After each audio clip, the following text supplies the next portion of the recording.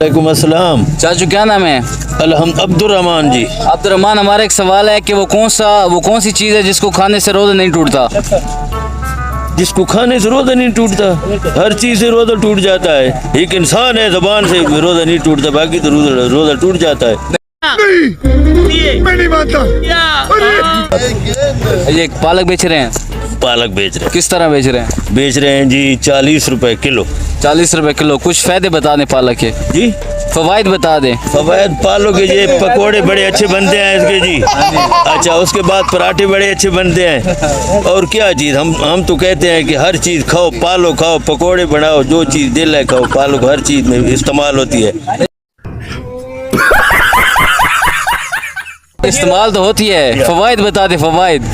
पकोड़े बनाते हैं ना जी, और क्या फवायद है, अच्छी चीज़ है। सालन बनता है। हाँ, सालन बनता है ना, गजरेला नहीं बनता।